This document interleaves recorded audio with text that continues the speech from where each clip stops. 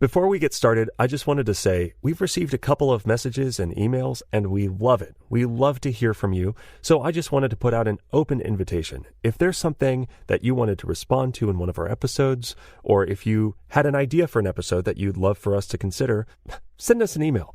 Our email address is gomjabarpodcast@gmail.com, and we'd love to hear from you, whether you just want to say hi, or you want to pitch us the next incredible episode idea. Either way, we'd love to hear from you, and now we'll get to the episode. Today on the show, we're talking critters. Big critters, small critters, and critters you'll wish you never heard of. Looking at you, chair dogs.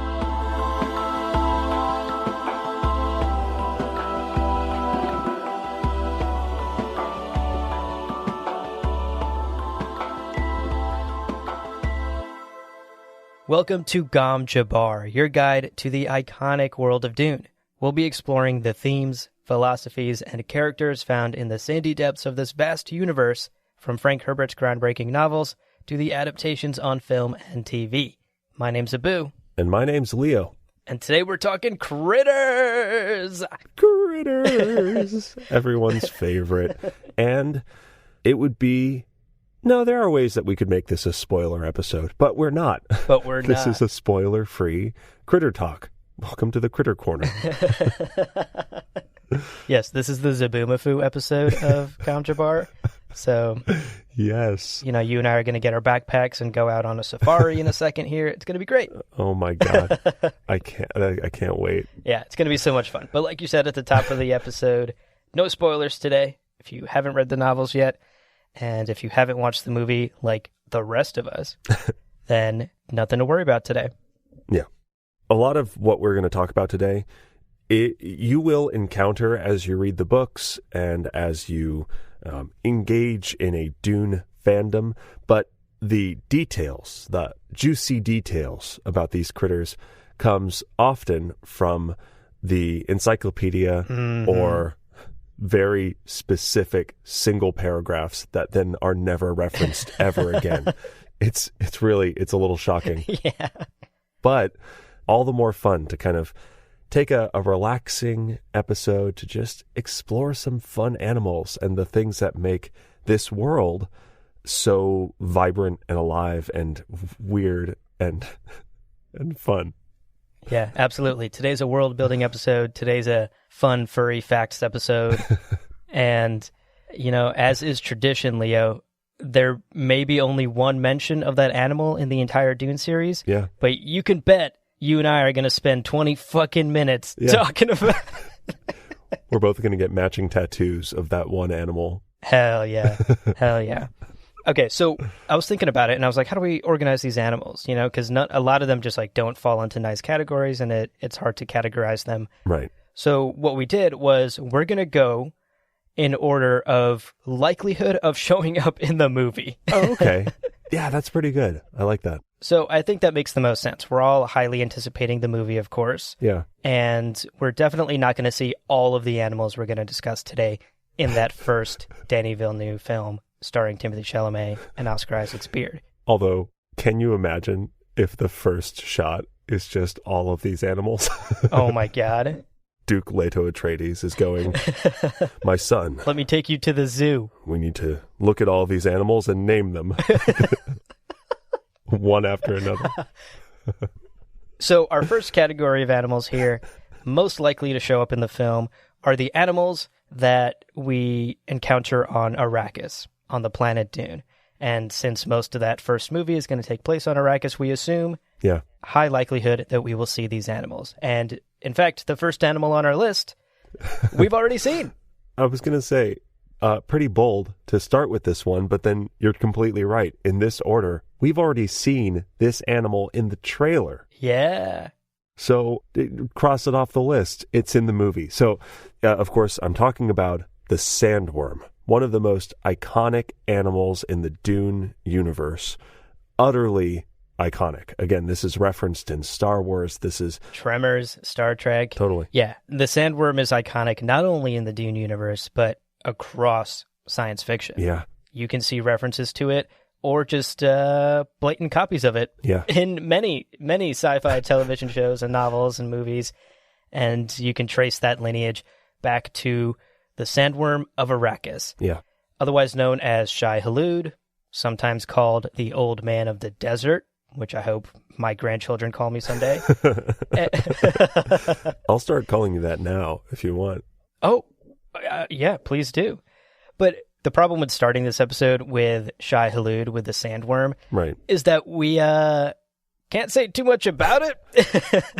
It would be hugely spoilerific for us to get into the sandworms and what they are and what they do and how they exist and et cetera, because honestly, a lot of the joy of reading Dune the first time and experiencing the world is learning more about the sandworms, because they're so critical to Arrakis and they're so central to the story as a whole. So we won't get into spoiler territory with the sandworms, but we figured we'd hit you with some fun facts. Yeah, and again, totally, there's some mystery around them, and it's fun to preserve that mystery because we are following an off-worlder into Arrakis, learning along with Paul. Yeah. So, to start off with some fun facts about Shai-Hulud, they can range in size. Some of them are incy-beansy, tiny-whiny, which is to say 100 meters long, and some get a little bigger at 400 meters long. You know, it's a spectrum. It's like small dogs, big dogs, but even the small dogs will roll over your house, basically. Yeah, I'm glad you gave me the house analogy, because as someone who grew up not in the metric system, right, 100 meters means nothing to my brain. Okay, that's a good point. 100 meters is about 300 and just shy of 330 feet. Wow. So, yeah, just that. Yeah, I mean that's about a football field, right? 3 feet in a yard. Oh, football fields are 100 yards long. Yeah. No. So yeah, that's a good. You know what, Abu? Yeah. You've solved it with sports yet again. Something American football. American. Yeah. Yes. So the smallest sandworms are longer than a football field.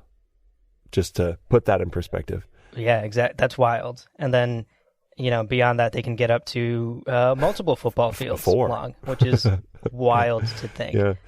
Yeah, these are big, big creatures, and obviously we saw it in the trailer. Yeah. These are big boys. Something else we saw in the trailer, actually, Leo, in that final shot. Oh my God, yeah. Was their teeth. Yeah. Sandworms have a set of 1,000 teeth. It's almost enough. And to put that in context, humans on average have 32. On average. I've seen some ice hockey players who bring that average way down. Yeah, exactly. That's why I threw on average in there, because I was like, there's somebody who's gotten into one too many fights. And you know what? Still beautiful. Exactly. Still majestic. But not as majestic as 1,000 right. teeth. Can you imagine brushing that? Damn. It's a long time. You'd have to replace your Quip electric toothbrush, Not sponsored. every time you brush. Also, hard if you have no arms. Brushing your teeth becomes a process. So, Leo, if they have no arms, yeah, how are these sandworms eating? Are they using these 1,000 teeth to eat all these animals that we're going to talk about? Well, if off the top of my head, if I had to just spitball an answer without any reference, their diet consists of gaseous chemicals produced by their movement along the desert sands, because they are, of course, autotrophs. Just fun, casual. Nice. I'm glad you read that exact bullet point that I wrote back at me. Love to hear. Oh, you noticed. They're filter feeders. Yeah, totally. Ultimately, as they kind of worm their way through the sand, they are creating their own nutrients, it seems like, with this sort of chemical process of heat and friction that releases gases from the sand around them. So, neat. Wish I could do that every time I was feeling peckish. Yeah, like you said, they're autotrophs, which is a term that I didn't know before doing research for this episode. So, yeah. Any science teachers out there that are listening, teach Dune in your classes, folks. Totally. Yeah, please. Learn about ecology through Dune. That would be amazing. But autotrophs, just like you said, they are self-sufficient. They create their own nutrients by digesting is the wrong word because it's not like they have a stomach system. But Right. basically plants are a good example of autotrophs. A lot of plant life, a lot of fauna. They will convert chemicals and gases into nutrients for themselves. And that's what sandworms do as well as they crawl around the desert. That's so cool. That's so cool. The 1,000 teeth are just there for pure intimidation. Man, the shot in the trailer of just it's beautiful. Looks great. So good. So through this process, like plants, they create oxygen. They release oxygen. They'll fabricate it. They release oxygen into the air, which is wonderful and answers a question about a desert planet where you say, okay, where did the atmosphere and oxygen come from? Yeah. It's made by all of the plants. Oh no, we don't have a lot of plants. Well, luckily we've got these big old oxygen factories just rolling around, chugging through the desert. Exactly. And they're actually referred to as oxygen factories as well. Oh. Historically in the empire, people that have studied sandworms have called them oxygen factories. So much like plants, this digestive process that gives them nutrients and converts chemicals into nutrients for themselves also gives back to humanity on that planet by creating oxygen. So win-win. Win-win, and there are no downsides. Nature is metal, folks. Nature is metal. And that's mostly what we can say about them because, again, the more we say about them, the less there is for you to discover joyously on your first adventure through Dune. So we'll leave the old men of the desert there. Oh, did you call, Leo? Sorry? Oh, sorry, Abu. I meant the other old men of the desert. I see. Yeah, Got it. Yeah. So we'll leave them there. We'll leave the sandworms there for the moment. And we'll move on to smaller, much less prominent, but still fun and interesting parts of the sort of Arrakis ecosystem. Yeah, totally. And what's interesting is this animal is so high on our probability of showing up list because I legitimately think we might see it in the movie. I think we will. Even though it's mentioned, again, maybe like in a couple of paragraphs in the entire series. Yeah. And it's interesting that these Silago bats, or Chilago bats? I don't know how Italian to get with that. I think Silago. Silago seems right. It's an Italian word for sky, right? But it shares the Latin roots from Spanish, which is cielo. So I think it's probably going to be with the soft C. Okay. I don't know. Again, if you feel adamantly that this should be pronounced Chilago, then email us. Right. We'll talk about it. Exactly. So these Silago bats are referenced, again, like I said, only a couple of times in the Dune novels. And they're important because they are something called destrons. Right. And we need to back up and explain what destrons are a little bit. Right. Leo, if you're out in the desert, the one thing you don't have, right, is cell service. Right, yeah. Like, there's no cell antennas. Sucks. You can't send a text back and forth. Yeah, it's awful. No bars. Yeah, most importantly, you can't send nudes. Dude, that's what I want to do. Where am I sending my nudes? Come on. Give me those bars so I can send these pics. So destrons are the solution. Oh. Maybe not to nudes, actually, but they're the solution to not being able to communicate and send messages through normal means when you're in the desert. Unsolicited destrons pics. So to explain what destrons are, okay. Destron is actually short for dispersoid transponder. Right. And in essence, it's basically just a communication device that was created by the Fremen people, who are a major player in the Dune novels. Right. And we'll definitely see them in the Dune movie. In fact, we already have Stilgar, for one. True. Javier Bardem. Yeah. And the Fremen created this communication device that encodes messages in the neural system of a creature, i.e. the Silago bat. So the way it works is that there's a tiny crystal called a wave translator that's installed in the brain of whatever animal is going to be your messenger. And this is what encodes the message and transmits the message to the person it's being delivered to. There's just a password. You use another device to say or insert the password, basically, and then the message is repeated back to you. So it's kind of again, we've talked about technology a lot in a previous episode and in various other episodes on Gom Jabbar. It's another biological solution in a universe where technology, traditional technology as we know it, isn't trusted because of the Butlerian Jihad. So these bats then become basically sort of high-tech carrier pigeons, if you want to think of it that way.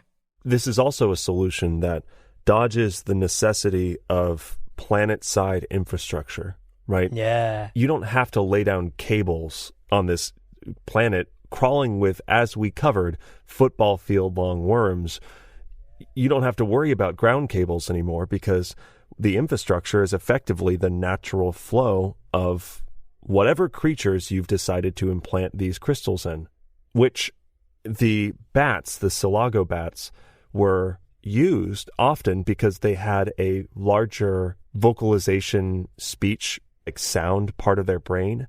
Yeah, we're not neurologists, so we don't know what that means. But kind of just going on the encyclopedia's wisdom here. But the installation of this crystal was apparently the hardest part of setting up this system. But that's why bats were used, because, of course, there's, I'm sure, a benefit to your messengers are basically invisible in the night sky. Yep. They can get around very easily in the dark. They're also smart. They're pretty intelligent creatures. And bats in particular had this larger vocalization part of their brain, I guess, and made it easier to surgically implant this crystal. And it said hard to damage about the brain. I'll just take its word for that. That seems bold to be like, you know what's hard to damage? The brain. I don't know. Just maybe Silago bats just have rock hard brains. Tough brains. Strong minds. Shouts to Silago bats. Yeah, like you said, there are a number of benefits to using those bats. You listed a number of them, and they're native to the planet, I think, is the most important one. Right. They already exist on the planet. You know they can survive in the desert. There's no training to be done. Really all you do is make sure that you train the bats to get from point A to point B. Totally. And since the bats already know their environment, that should be fairly easy to do. And this is a pretty secure way to send messages back and forth in a world where telephone cables and internet wire doesn't exist. You just use the natural biology around you. You implant a little crystal, and boom, you're sending encrypted messages, baby. You're sexting, and no one's going to hack that bat. Dude, the Fremen sexting culture is out of control. Oh my gosh. Can you imagine the delay, though? Like, you're horny, you send a text to your girl, that bat's not getting there for another week, damn it. I mean, isn't that what they did in the 1700s? Yeah. I can't wait for that sext letter to arrive months after I sent mine. Right. Yes. Man, we are living in a privileged world. So to end our section on D-strons here, you might be wondering, okay, if they used bats, did they use other animals? Right. Yes, definitely. These crystals were implanted in a number of animals across a number of planets. Obviously, it was usually animals like bats or pigeons or things that were quick and native to the planet and could be trained quickly to get from position A to position B. Right. Another fun fact that the encyclopedia very briefly touches on and doesn't even really get into is eventually humans themselves are used as D-strons. Wow. So humans have that crystal planted in them. Obviously, humans have soft, mushy brains, unlike Silago bats, apparently. So there was a higher risk with that, of course. But humans were eventually used across the galaxy as D-strons for a while. Eventually, the D-stron technology basically becomes moot because something called crystal scramblers are invented. Again, nothing in the encyclopedia or the books explain what this means. Yeah. Just based off of the words there, we have to assume crystal blockers were invented, so these crystals didn't work anymore. So D-strons sort of went out of style. Yeah. And again, I think going back to why this is so high on the list of probability to see it in the movie. Yeah. You think about these scenes with Fremen people, what an easy win for the filmmaker to have messenger bats. Yep. So it seems pretty likely to me, and I think we're on the same page here. It seems pretty likely that at some point someone's going to receive message by bat. Yes. And it's going to be cool. It's going to be awesome. It's going to be cool. And now you're going to know all about it. In fact, too much about it. You're going to know about that bat's brain. You're going to know about the crystal in there. It's the Gom Jabbar way. And then you're going to lean over to your friends in the theater, and you're going to be that guy. Psst. Did you know, waiter, there are crystal scramblers? They also tried it with humans, but we've got mushy brains, is what Abu said. Yes, dude, please name drop me in your theater. That would be amazing. Yeah, I agree. High probability that we'll see bats as messengers in the movie. And it would be cool. It would be a very cool nod to, again, a very small part of the lore that nobody besides you, me, and our listeners probably will ever know about. So. Right. But I trust in Denny. I believe he will make it happen. Show us the bats. Show us the bats. The next thing we're going to talk about is going to be a very quick, just kind of a side, basically, but it belongs pretty high on this list, if the encyclopedia is to be believed. Mm-hmm. Heart mollusks. Yeah. So we talked at length about these fleshy, muscly boys who, they love being shocked. We talked about them in our Technology of Dune. If you haven't heard that episode, that's going to make no sense. But out of context, it's terrible. But we talked about them at length in Technology of Dune, which is also spoiler free. So have a listen if you haven't already. Definitely. It's one of my favorite episodes that we've done. But the heart mollusks are these 300-pound, basically, muscles that are inside of the ornithopters. And we have already seen ornithopters in the trailer. Yes. So I would argue we've already seen heart mollusks as well, but of course, because the nature of the encyclopedia is that it is an in-world source that could have information that isn't universally true, we could be seeing in the Denis Villeneuve movie some of the jet propulsion, basically helicopters, sans heart mollusk. But I hereby promise I'm going to be watching this movie believing that there's a 300-pound mollusk in every one of those helicopters. Hell yeah. Hell yeah. I stand with heart mollusks. For sure. I'm going to be in that movie theater with you. Yes. And every time an ornithopter comes on screen, I'm going to lean over and I'm going to be like, Leo, Psst. Did you know there's a 300-pound mollusk in there? Yeah, I co-host the show with you. We recorded that together. Oh, fuck. We should have brought someone who didn't know Dune. Put them between us. We don't have any other friends. Oh my god. Stereo. Put them between us. Oh. That poor person. Is there no worse torture? If you want to volunteer to go see Dune with me and Leo, hit us up. If you want to sit in between us so we can whisper sweet lore facts into your ear. Dude, if it's safe by then, we should organize a New York going. That would be so fun. Yeah. Yeah. Okay, so our next animal, we're going to stick to Arrakis still. This is still a high likelihood that we will see this animal. Indeed. Is the kangaroo mouse. Woo! And this is, I imagine this will be in the movie. Yes. In fact, I would put money down that it will be. Yep. But I imagine it'll be, you know how in Star Wars we get sort of like an establishing shot of Tatooine and we see a womp rat bouncing across the screen? Oh my god. Yes. Yeah. I imagine we'll get basically exactly that. In fact, they'll probably just hit up the Star Wars guys and ask them to shoot over that film, throw that shot in there. But a kangaroo mouse is exactly what it sounds like. It's a tiny little mouse. It jumps. I imagine there's a reason it has kangaroo as an identifier as well. Kangaroo mice are a real thing. Oh. Tiny desert-living critters. Oh, okay. They're adorable. They are the cutest little dumplings. Oh. They are adorable.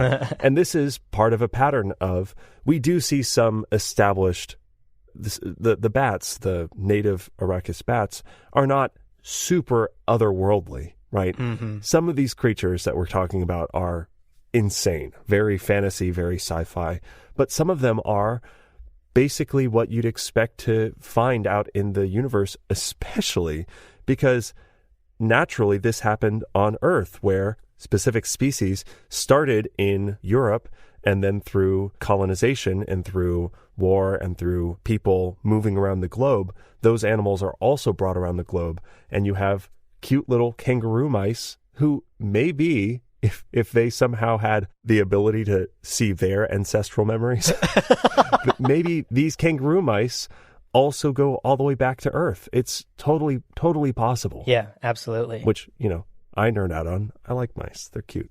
Yeah, that's cool. You know what? That shows my ignorance when it comes to animals. Real world lore. I did not know. Yeah. My knowledge of animals extends as far as cute puppies and some cute cats. And all of Dune. And all of Dune. Exactly. But why do we mention kangaroo mouse? Well, there's only a couple of things to say here. Like you said, they're real life mice based off of real actual creatures. Right. But they're important to Dune for a couple of reasons. One, the Fremen word for the kangaroo mouse is Muad'Dib. Right. And that's important because that's a name that Hall, our main character, Timothée Chalamet, adopts at one point. And we won't say more than that for spoiler reasons, of course. Right. But it's kind of cool that Paul adopts this cool-sounding name, Muad'Dib, and it actually is the Fremen word for this resilient little cute desert mouse that's able to survive in the harsh desert. Yeah. It's kind of badass. Yeah. Another quick fun fact about the kangaroo mouse, its figure is visible in the planet's second moon. So Dune has 2 moons, very Tatooine-esque. Right. And in one of those moons, again, in like a single paragraph maybe in the first book, it just sort of vaguely says Muad'Dib, the figure of the kangaroo mouse, was visible in the moon phase. So there's a fun fact. That I'm not so sure we will see in the movie, but maybe. Well, maybe the art department in some shot that has both moons will do like a shadow. That would be... Yeah. I feel like that's appropriate, No, that would be very cool if they did that. Again, give me all the Easter eggs. I want them all. And then as you're looking up into the night sky, if you are bored of looking at the moon, maybe you look at the stars, because what do you know? There's a Muad'Dib constellation in the night sky of Arrakis as well. Amazing. So kangaroo mouse everywhere you look, baby. I realized that in our outro, we say spread the word of Muad'Dib. Now we're just talking about what kangaroo mice talk about. Yeah. So there you go. Yeah, of course. Spread the word. Of course. So that is, honestly, that's kind of it for kangaroo mouse. There's not a whole lot to say there, but there's a lot of little fun facts and potential Easter eggs that we may see in the film. Right. That we want you to keep an eye out for. We'll certainly be keeping an eye out for them. And if you happen to be sitting between us in the theater, we'll be sure to point them out to you. Also, I apologize from the bottom of my soul if you end up in that terrible position. Exactly. The next chunk of animals, this is going to be sort of lightning style. Not going to get into them too much because a lot of these are basically real animals, but we will likely spot some of them in the background, or maybe they'll be around in shots.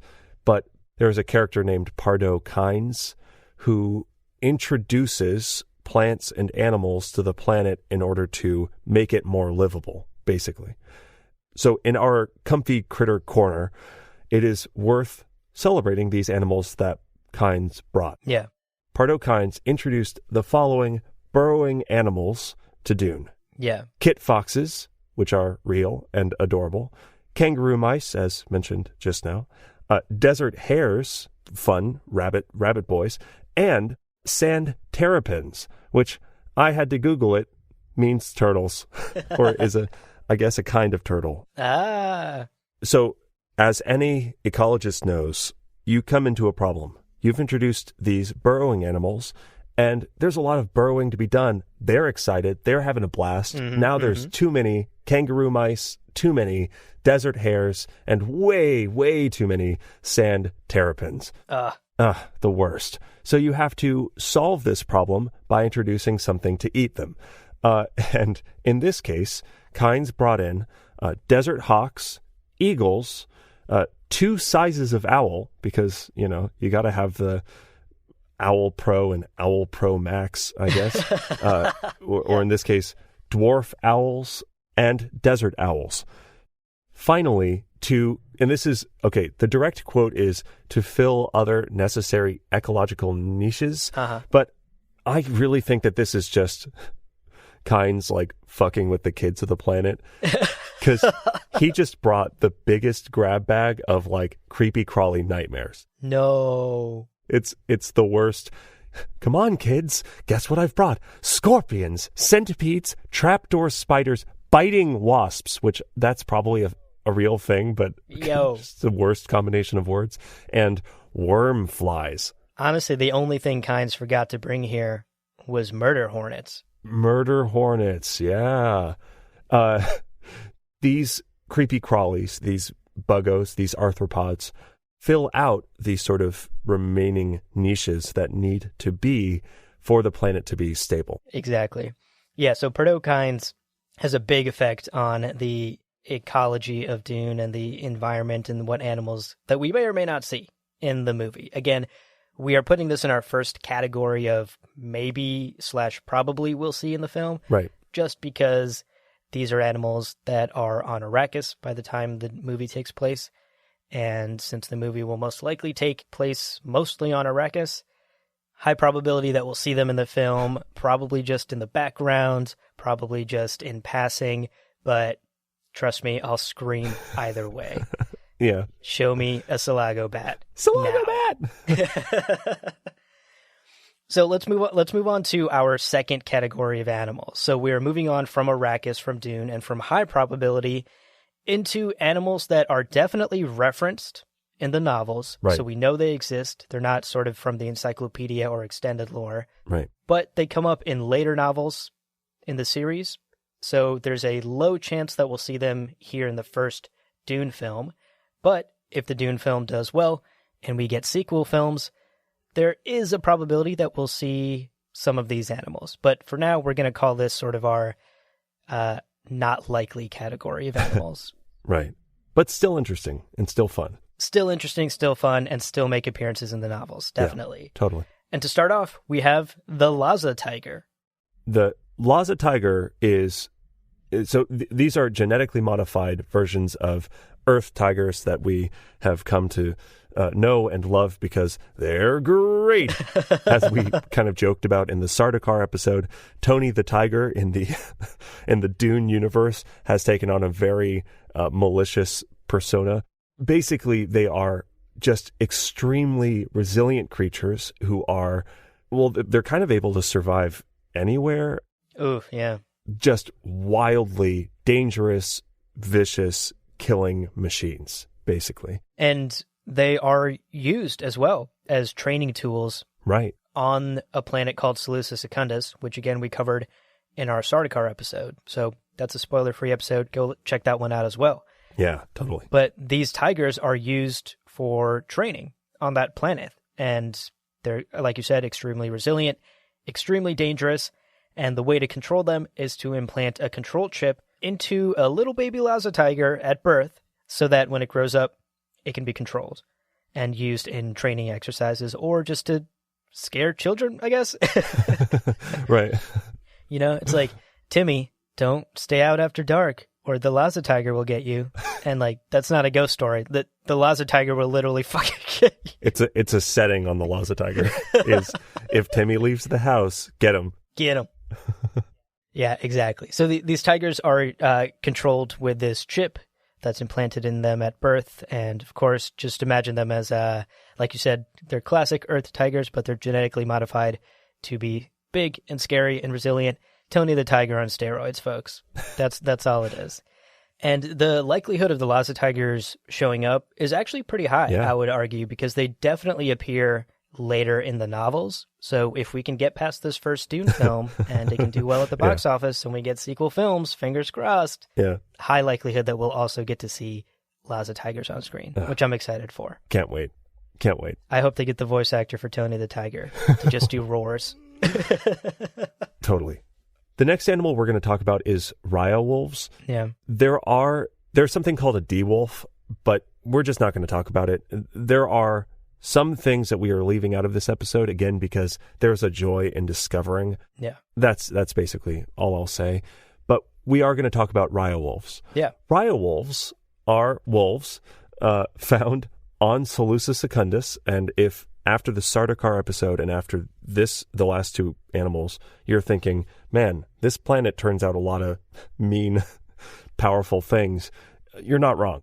These are basically like earth wolves, but so much more deadly and dangerous, and basically are the limiting factor for weaker animals on Seleucus secundus. They exist to eat weaker things and keep weaker things in check. Yeah, they're a check and balance. They're a check and balance on a planet that already has like way too many checks and balances. Plenty of checks and balances. So many. Negative 60 degrees Fahrenheit.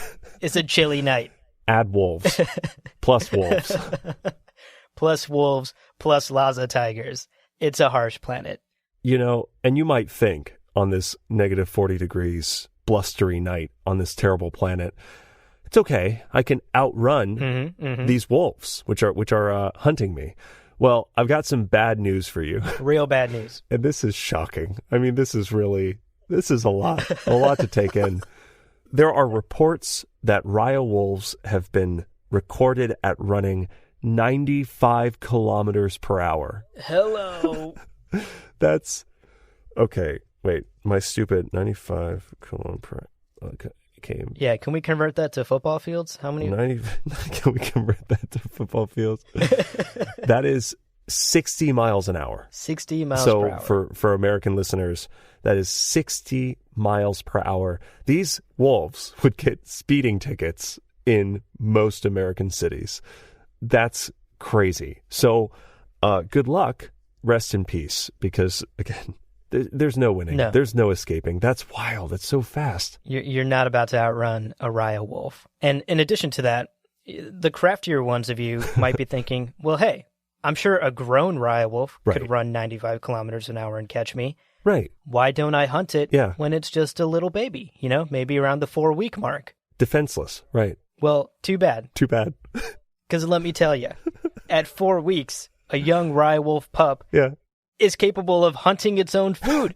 It's self-reliant at 4 weeks. I'm 30, and I almost can't hunt my own food. So, just to put things in comparison. Wow.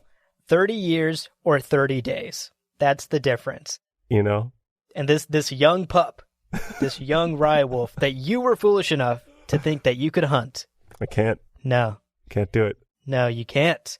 Yeah, it's wild. I mean, 95 kilometers an hour, these youngins are out there living independent lives at just 4 weeks, something that took me 20 years to figure out. They've got their own apartments. They're like... Yeah, paying their own bills 4 weeks in, like, wild. Honestly, #inspiration. I mean... Oh, exactly. Rhya wolves. Yeah. I see you. Live that rhya wolf life, you know? That's what I always say. You're always saying that.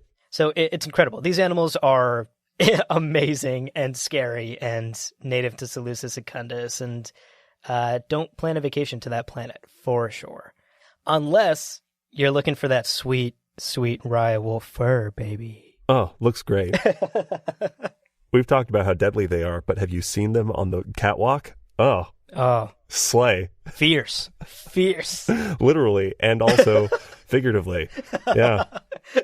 Oh, it's great. Exactly. Yeah, so rhya wolf fur, their pelts are apparently extremely glossy and very highly valued in fashionable society, as all dangerous things are. You know, there's definitely like a direct correlation between danger and how much humans want it. So right. Here's a great example of that. If you own a rhya wolf fur coat, people know you're a badass.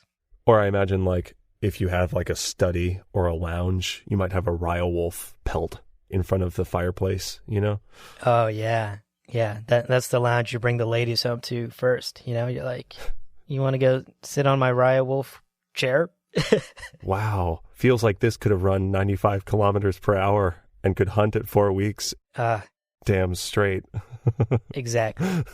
But despite how badass the rhya wolves may be, they did have one shortcoming. Because at one point, House Carino, one of the houses in the Empire that we talked about in our Factions episode, tries to transplant this wolf to other planets. They take it off Seleucus secundus, try to breed them on other planets. And it doesn't work out. The wolves couldn't survive in any environment that was, take this, less harsh than Seleucus secundus. It's too nice. I don't like it. I'm dying. It's too nice. It's too easygoing. The weather is too temperate. California killing me. New York killing me. Literally, they could only live on the worst planet because they're too hardcore. They're too hardcore for everything else. Yeah. I bought you this beautiful blanket, Raya Wolf, and it goes, no, it'll kill me. Get it away from me. Too comfortable. They're so punk rock. So punk rock. Absolutely wild. Shouts to Raya Wolves. Live that Raya Wolf life. I, for one, love them. Yeah. Probably my top animal we talk about today. Really? Wow. Okay. Yeah, definitely. Because this next fucking animal definitely ain't. Yeah. Fair. I mean, this... God. How do we even start? I don't even know how to start. I mean, I slipped into a southern accent that's not even mine. I said the word ain't because I'm dreading talking about this. Chair dogs. Chair dogs. Chair dogs. Before we say anything, Uh-huh. allow those two nouns to just sit next to each other for a second. Yeah. Chair dogs. Let that simmer for a bit. What do you imagine? Because whatever it is, It ain't that. it ain't that. It's better than what is in the book, which is... It's absolutely fucked up. I wish I didn't know this fact, and we apologize for implanting this fact in your brain. But we have to. It is our duty as Gom Jabbar hosts Right. and Dune fans. We have to. Yeah. We have to tell you about this. All right. Enough preamble. Here we go. Yeah. One more thing. Chair dogs are absolutely fucked up. Yeah. More preamble, please. Okay. For real this time. So, chair dogs make an appearance very late in the novels. I highly doubt we will see them in any form in the movies, but they do make an appearance very late in in Frank Herbert's novel series. Right. I truly wish they didn't. In essence, chair dogs are bioengineered dogs shaped like chairs Yeah. that are trained to massage anyone who sits down on them. I hate it. I hate it. I hate it so much. I hate it! It's the worst. It's the worst thing. And I will emphasize here, they are fucking everywhere. Everywhere. This is the sort of weird shit that I expect on a page in a paragraph. But no, they're everywhere. You said you don't expect to see them.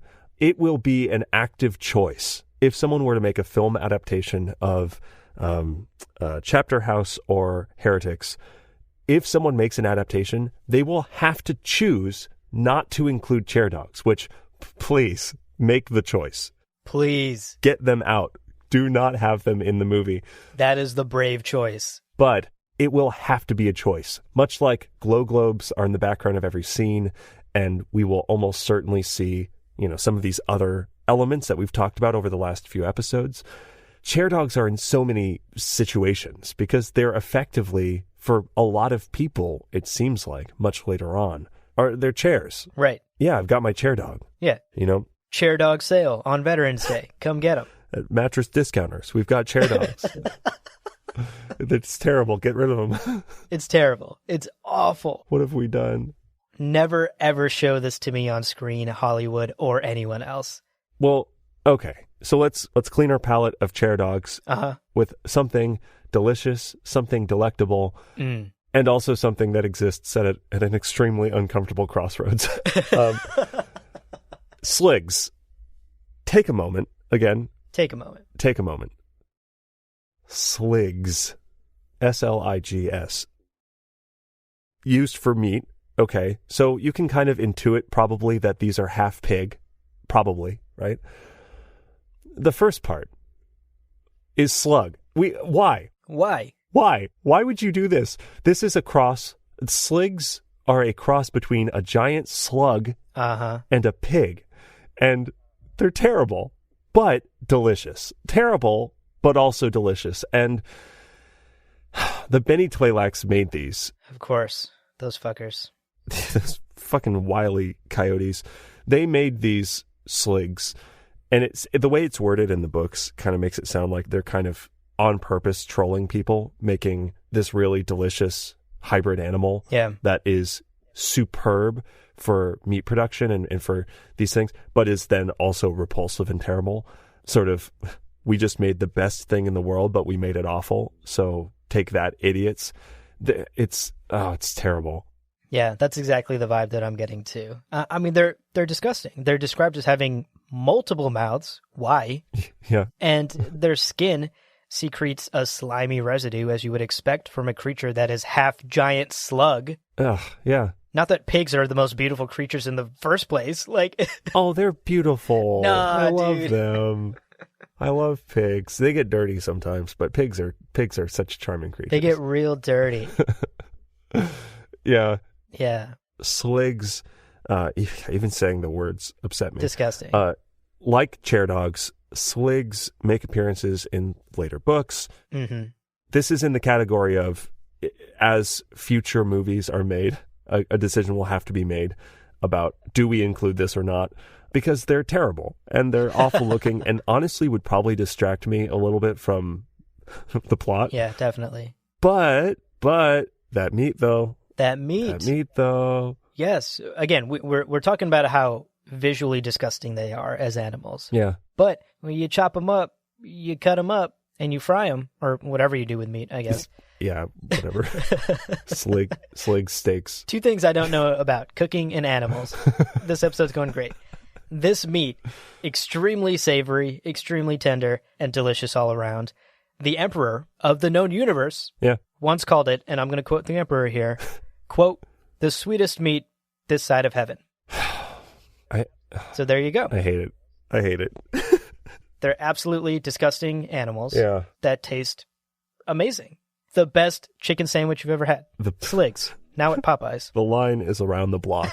It's like the McRib. It's the McSlig. The McSlig! Yes! McSligs back at whatever fucking McDonald's. I don't know. Yeah. Oh. Disgusting. Disgusting, but so good. Damn it. The dichotomy is hard to wrap your mind around. Right. So that's our second category of animals. Right. Our final category of animals, Leo, is animals that are from the extended lore or that make such a brief appearance in later novels that there's basically no way we're seeing this on screen at any point, but they're still just so fun. Yeah, like, are they even in the books? Who's to say? Yeah, exactly. Yeah, so this next animal we're going to talk about, called a thorse, I came across in the encyclopedia as I was researching for today's episode. Yeah. And I, for the life of me, could not remember if this was ever even mentioned. Right. Or if this was just like made up extended lore stuff that only the encyclopedia was mentioning.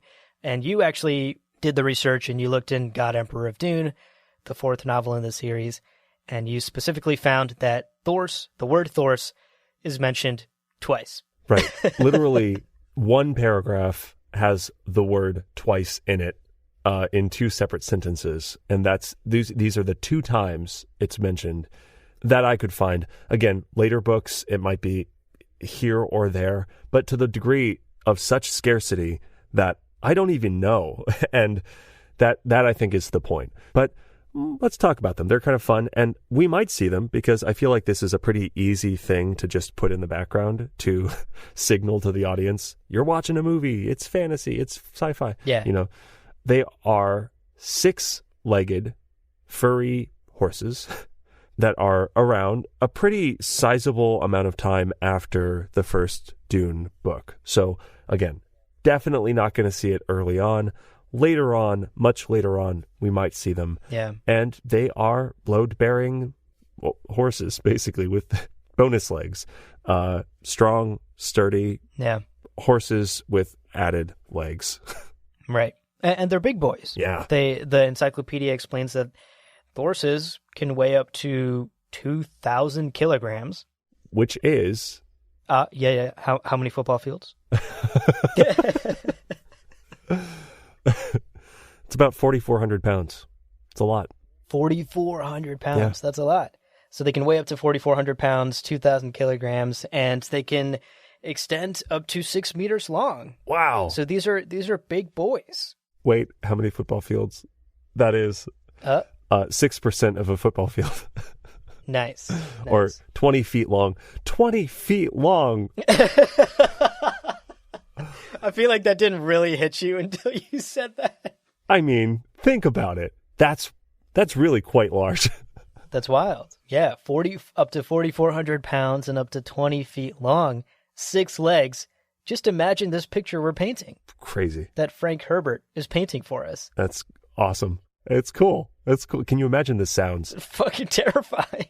But I imagine they're kind of cute too, you know? Yeah. If you can get past the 6 legs I imagine they're cute. It's better than fucking chair dogs. And what's really great about Thorses, you know, what really makes them viable as animals that are helpful carrying around your goods or helping on a farm or whatever, right, is that they don't need a lot of food to maintain their double C thickness. They have their digestive system has multiple stomachs, and it can process basically any type of vegetable matter. So this makes it really easy for Thorses to exist on virtually any planet in the Empire, which makes them extremely versatile animals that are useful for all types of uses. They're strong, they're sturdy, they're big, they don't need a whole lot of maintenance and food, and they can feed on whatever the natural flora and fauna of a planet is, because they can digest it and turn it into nutrients. So very versatile and very useful Thorses. I'm a fan. Yeah. And in case you were wondering, Leo, yeah, I hate to get into this, but we have to. Sure. It's tradition. I was wondering. Thorse meat. Yeah. If you're a monster and you kill your Thorse. I mean, times get tough. You eat your Thorse. Times do get tough. Yeah, right. That's what they say. It's the old saying. Thorse meat is stringy but tasty. Okay. And that is as descriptive as it gets. Is it the tastiest meat this side of heaven? No, that's sligs. No, that's sligs. 100% sligs. But Thorse meat can also be tasty as well. So if times get tough and you need to kill your Thorse, you can. It is funny to me that there is this emphasis in the encyclopedia of, let's describe the animal. Now that you have a clear picture of what the animal looks like, how does it taste? How does it taste? Yeah. You know, again, you got to wonder. You got to wonder. And again, to be fair, 20 feet long, was it 4,400 pounds? Is that right? 4,400, yeah. 4,400 pounds. That's a lot of meat. It's a lot of meat. That'll get you through the winter. That'll get you through the winter. So our final entry in this delightful smorgasbord. I love this. I love that you asked to include this. You know, we had to. We absolutely had to. Anybody who's seen the 1984 David Lynch film may have noticed an interesting addition to the movie. I saw the movie and then reread the books thinking I had missed a delightful detail. But no, this is something that only appeared in the 1984 film. Starting to wonder if it was intentional, although from some of the shots it had to be. Had to be. Pugs! Pugs! Pugs! Everywhere! So many pugs. And, you know, I've seen essays debating why pugs exist in the David Lynch film. And it seems to be the predominant theory that I was finding was that it signals as dog owners, characters with lovable, attractive animals who are, you know, known to be sweet domestic animals, makes those characters then endearing. Yeah. So it's sort of signaling that they're protagonists. But there are just so many pugs. How much signaling are we doing? So much. So many signals. All of them. So many pugs. And what really gets me, Leo, is sure, whatever. Right. David Lynch is like, let's include pugs in this thing. Sure. The Atreides have a lot of pugs Yeah. because they're a royal family. Yeah. If I was rich, if I owned a planet, Sure. I would also own a ton of dogs. Same. I can let Right. that slide. Cool. The thing that gets me Right. is later in the film, Right. during a battle, Yep. a character named Gurney Halleck, who's a warrior, Right. carries a pug into battle. He has a gun in one hand and a pug in the other. It's morale. Listen, he died how he lived. He died with a pug in an arm. Also, played by Patrick Stewart. I mean, it's really Iconic. an iconic moment in film. Just, if you haven't seen the film, Patrick Stewart holding a pug and a gun while explosions go off around him as he's charging into a battle. It's absolutely mind-boggling. It's impossible to process that scene because the entire time you're like, is he holding a pug? And you have lost context of where you are in the film, who you are, and what's happening. Filmmaking 101, distract him with pugs. It's absolutely wild, and To this day, the 1984 film is something I'm extremely torn on. I will say, as much as us talking about the pugs in this incredible scene might entice you into watching the 84 film, I do recommend it at some point. But first, read the book. Yeah. Read the book or watch the Villeneuve movie when it comes out. And then later on, get some friends together, have some drinks. Yeah, definitely. Put on some Muda music and smoke some Alaka drug.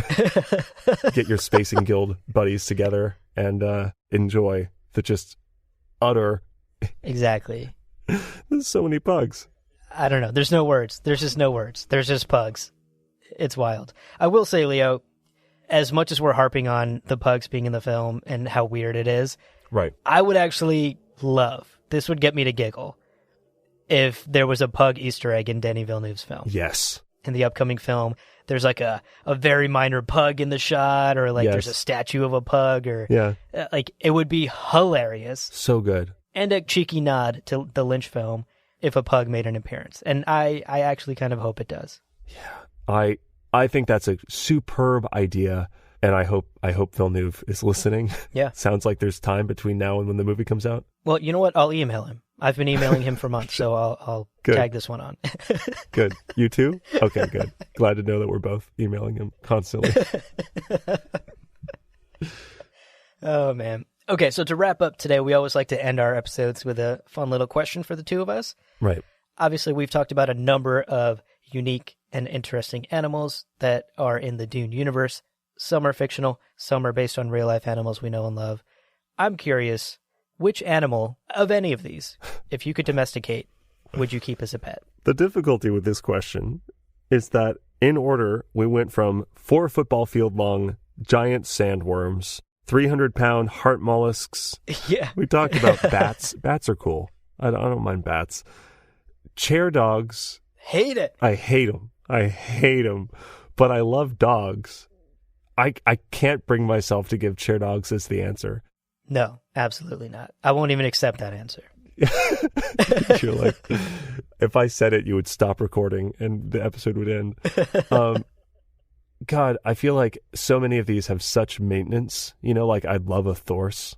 Just imagine like riding around town on a 20-foot long, 44-pound 6-legged horse. But it's like Lhasa tigers and Raya wolves are just deadly killers, basically, and I don't need that energy in my life. Yeah. Man, I guess something boring. You're about to say Sligs, aren't you? No. That's not even remotely a consideration.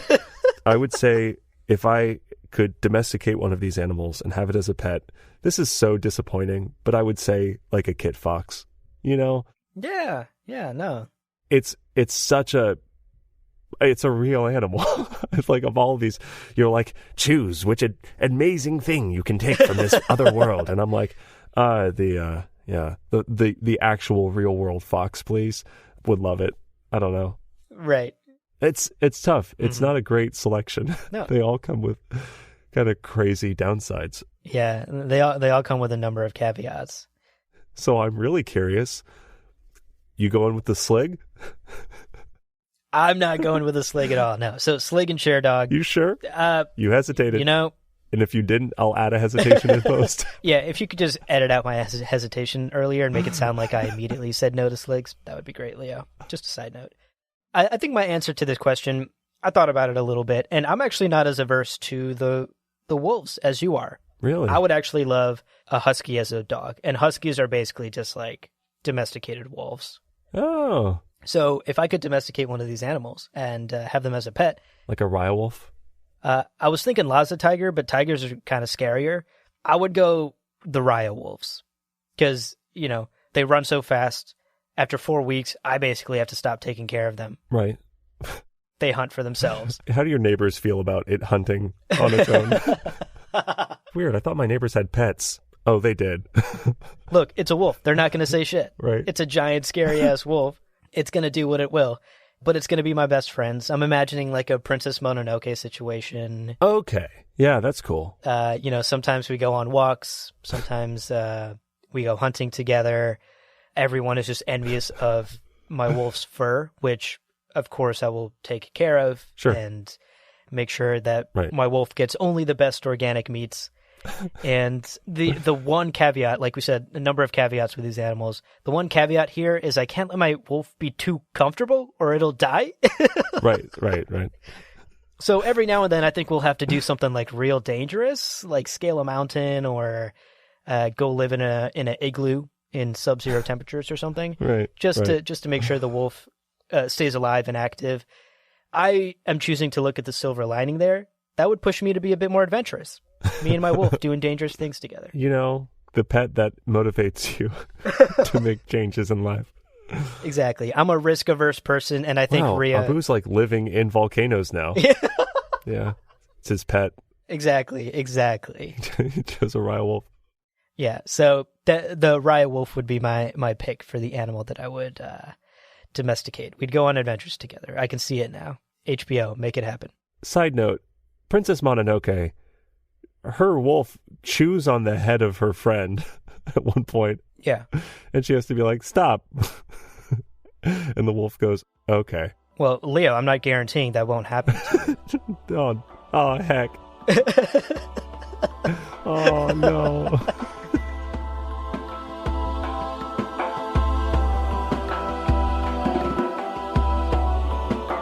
Well, friends, there is no real ending. It's just the place where you stop the recording. But this podcast is always one step beyond logic, so help spread the word of Muad'Dib and leave us a review on Apple Podcasts. And be sure to check out the other shows on the Lore Party Podcast Network on loreparty.com. You can also follow us on Twitter and Instagram at lore_party. Thank you so much for listening, and remember, he who controls the podcast controls the universe. We'll see you on the Golden Path.